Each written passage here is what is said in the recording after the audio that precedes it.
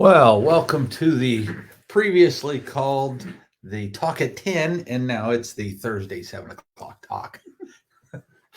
We'll keep working on this and get it all ironed out.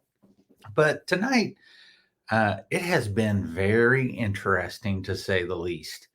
We have been working on trying to start an IV lounge. What else have we done?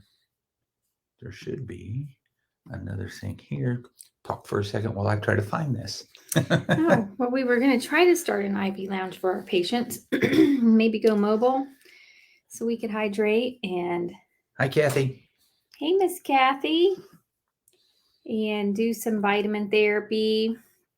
But apparently, it's unbelievably expensive to purchase insurance for your IV lounge. That it is, because I know my malpractice insurance went up 8 times. So we may rethink our IV lounge for a little bit.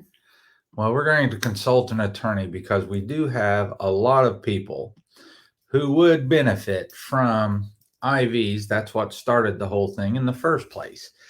We do have people who could benefit from this greatly. Think about this.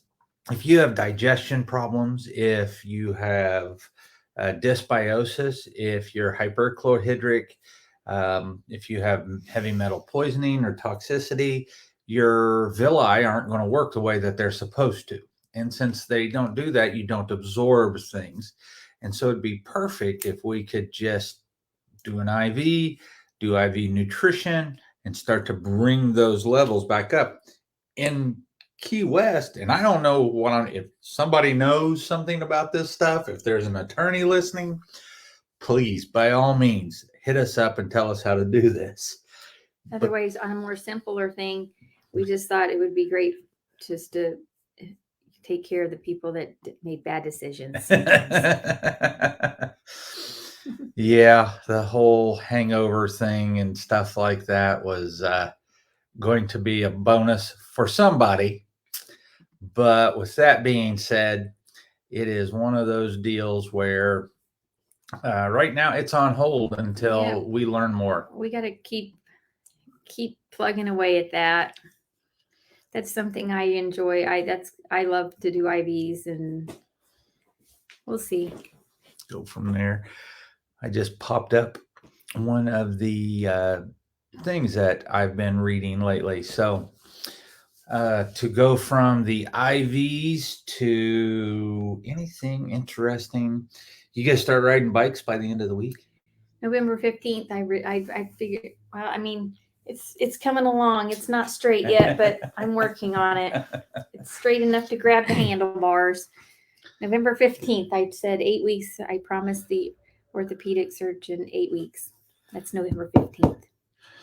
So then we start that. She did get back in the pool and could swim. Yeah, I could swim. I didn't drown. The first 3 or 4 laps hurt. The next 4 hurt really bad, and then it stopped. Oh, I was not so lucky. I got back in the pool. I think it's been a long time since I've been in the pool swimming. And for some reason, my mind said I could just whip out 1,000 yards like I've done over and over and over again. And I think I got 200 yards in and my back started to cramp. So I just have been away from exercising. And I didn't get that much done. I only got 16 laps. He did 40. 40, yeah. I used to do 40, but I wasn't going for speed. I was just going for extension of the arm. But I couldn't swim straight most of the time. For some reason, she's pulling to one side. Anyway, so something that I'm always reading and always looking, and I just finished up another advanced practice module with the Institute for Functional Medicine. And this one was all on GI health. And one of the companies there was called Omnibiotic. And they've been in Europe, where Europe has used probiotics for lots of time. I mean, they have strain specific. They have done lots of research on this, and so they were talking about that. So I was like, oh, I'll open up an account with Omnibiotic and I'll check it out. So they sent me this article.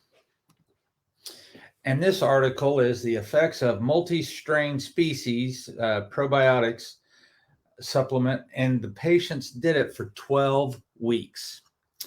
And in 12 weeks, it helped the cardiometabolic profiles. So what's a cardiometabolic profile? A cardio is heart, metabolic is how your body metabolizes things and how well it runs. And do you switch from ketones to glucose easily? Do you produce enough ATP? Does your insulin do all right? All of this stuff. And so in America, we have just incredible amounts of cardiovascular risk and problems. And so they used Omnibiotics multi-strain probiotic for this. This was their test. And they did 12 weeks of supplementation. And this thing that you see right here, this endotoxin, the endotoxin is one of those things that we call them also lipopolysaccharides. And the lipopolysaccharides are what causes leaky gut. So if we can keep high levels of lipotoxins down, then we can actually help the gut repair and not cause autoimmune issues and things of that nature. And so they went for 12 weeks. And when you read the word naive type 2 diabetic mellitus, so that naive means the only thing they did was they took this probiotic. And when they took the probiotic, what ended up happening is they saw that the insulin resistance, this HOMA-IR, the insulin resistance helped out. It reduced abdominal adiposity, so basically the spare tire. And all they did was add this. It also changed the cholesterol profile, and it helped with, I forget, something else too. But in the first part of this, the only thing they're talking about is the insulin resistance and the waist to hip ratio. So if you read or listen to any of the new studies coming out, they all say the same thing. Probiotics do not take up residence. When you're taking these things, they don't just populate the gut. So it's not a weed, feed, and seed, or a weed, seed, and feed. It is these things come in and they're kind of transient in nature. So the way that they say that these things work is it's kind of like a placeholder. And if you have a lot of dysbiosis, when you start to take probiotics, they do come in transiently, and they will start to make space in your gut for your other probiotics to come back. And that's why we use prebiotics. So you need to push out the bad guys, and depending on what you have, if you have IBS, diarrhea, constipation, that type of stuff, we can use S. boulardii, and the studies on this stuff are fantastic. So I am going to do everybody's going to get to see my measurements, and I took them today, and oh, holy crap, I have let myself go. It's what happens when you sit behind a desk trying to figure out how to do websites and advertising. Well, we haven't rode our bicycle in almost 7 weeks. Yeah. And so outside exercise has been foreign to me. But I'm going to bring this in, and I took my BIA today. I did not take my bioimpedance analysis. So I put pads on the hands and on the feet, and I run these currents through there. It tells me, and it told me I was toxic because my water is way off. I can probably thank cupcakes and cakes and cake pops and Halloween and birthday parties for that because I don't just go a day. That stuff lingers around the house, and I'm the Hoover. So we're going in, and I'm taking all the metrics that they said. Waist, hip. I've looked at my toxicity. I've seen that it's up. We took blood today to look at my cholesterol profile. I hope I didn't screw that up too terribly bad. And then I'm going to run with this for 12 weeks. I'm going to see how it does. And then after I run with it for 12 weeks, if it's palatable and it doesn't have funky texture and taste, she's going to go through it. And they say these guys were naive, so they were doing nothing else. They were Saudis, so they were in Saudi Arabia. Don't know what kind of diet they have. I don't think they have as poor of a diet as we do with the Western diet. But they still had diabetes, so there was something not right. That's true. So with that being said, we don't know what diet they had. And we actually have a really good diet when we don't have holiday. We're human, just like you. Yeah. It comes and it goes, and it comes and it goes. So I'm not real happy with my weight right now or my waist, but I can go back to doing this is my thought process. We shouldn't have to work so hard to be healthy.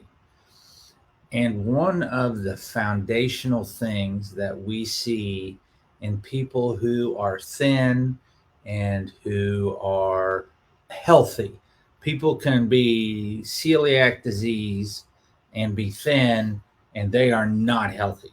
I'm talking about a healthy, thin person. Their alpha diversity is huge. And I have yet to test anybody in this clinic that has this alpha diversity. And everybody looks kind of phenotypically the same. So we all have our apple shape if we're guys, and we're all pears if we're women. And that's just what happens. So we are taking other steps because we've planned our garden. We've got everything laid out. So we are going to be growing our own vegetables as well. So we're all in.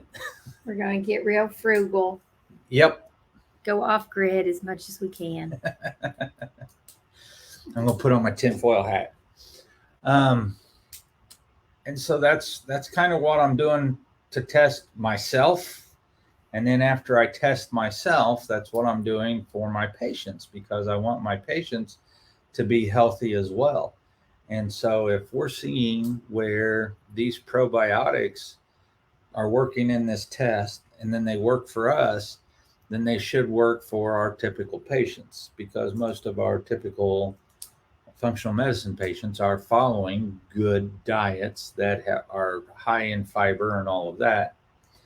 So I'm just looking through there to see what they said here about the results, and was going to show, the age of the people were our age, 40 and 56. That was the average. High BMIs, 30 plus, waist hip ratios above 1. Looks like the average weight, though, was about 180 pounds. Yeah, but we are talking about Indians. Yeah. So, Saudis. When we look at blood pressure, they're at 129 plus or minus 10 and 134 plus or minus 14. So, the glucose is in millimoles. I have a hard time changing those. But, that's what happens. Triglycerides dropped, cholesterol dropped, HDLs went up, LDLs got into the good pattern, and that's what we want to see. And endotoxin went down.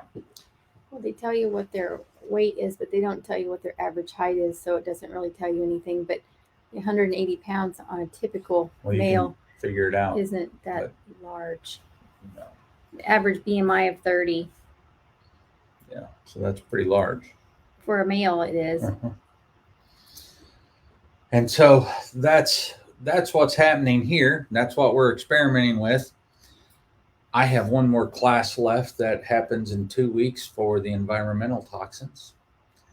And then I will be very happy to be over that, because the last 2 months has been just rapid fire classes.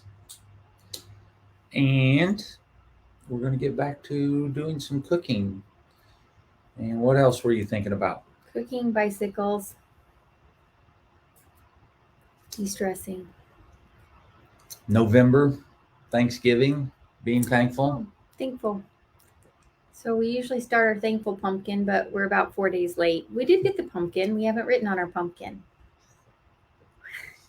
We usually have a thankful pumpkin. We sit on the kitchen table. We take Sharpie markers and we write on the pumpkin for the whole month of November, all the things that we're thankful for. But we usually started it in October, but we just didn't.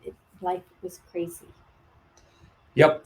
And Jessica's in the clinic now, full time. And so people that have been wanting blood work done, we can now do it anytime you're here, which is most of the time. Because my arm doesn't work exactly the way it's supposed to, but I'm still a very good sticker. Yeah, she did mine real well today. So, and I think with that, we will start to wrap it up. Any specials this month that we know of? Not right off the bat. Not at the moment. All right. Well, with that, we are going to say adieu, and we will see you next Thursday at 7. Next Thursday at 7, and we will probably be going over all of my measurements for starting this wonderful clinical trial N of 1. So see how it goes. See ya.